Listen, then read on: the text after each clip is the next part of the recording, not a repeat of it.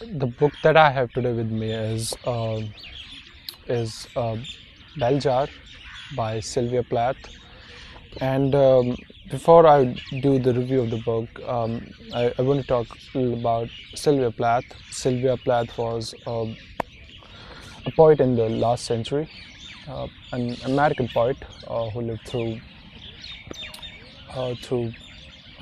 She was born in 1930s and she lived through 30s, 40s, 50s, 60s, and she encountered this strange dichotomy of modern America, and she wrote about it, and she is one of the most effectful or very dynamic a poet in the 20th century. You don't see much like her, not anymore for certain, but even when she lived, she was this extremely brilliant and extremely intellectual poet. And because she is poet, so it is taken that she is brilliant and all, but she was very much affected by that intellectuality of her, that very intelligence of her.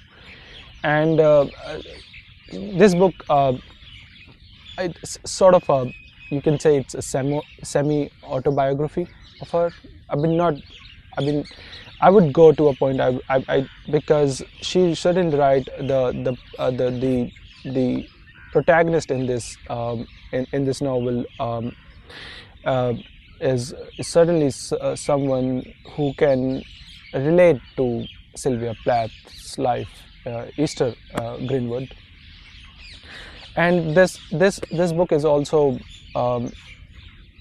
deals with mental health, and deals with how ambitious women are affected by society, and how society respond to those ambitions of a woman. And this book is very wearisome, very heavy in its content, and not because of the writings, but certainly because it's Sylvia Plath, of course, but it also bears some truth about the human psyche. And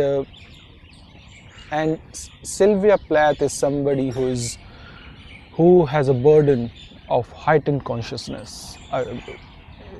She has a very heightened consciousness, and it's not somehow it's not going her in her way. And this book deals with that this woman whose name is, I've just said, Esther Greenwood, and she is ambitious, as educated women would be ambitious. It's any person who is educated would be ambitious, and even if you are not educated, the very nature of human is to be ambitious. So she is ambitious, and she deals with the world. But so the title of the book is Bell Jar. Bell Jar means that she feels confined in that space that the world had somehow fabricated for her. The society had put her in this glass jar that's very isolated for her, and it's kind of making her mad, making her little crazy. And she is because she is not some random, but she is very intelligent, and she is dynamic, and she is extremely ambitious. And she because if you read the book, the content is full of those things, right?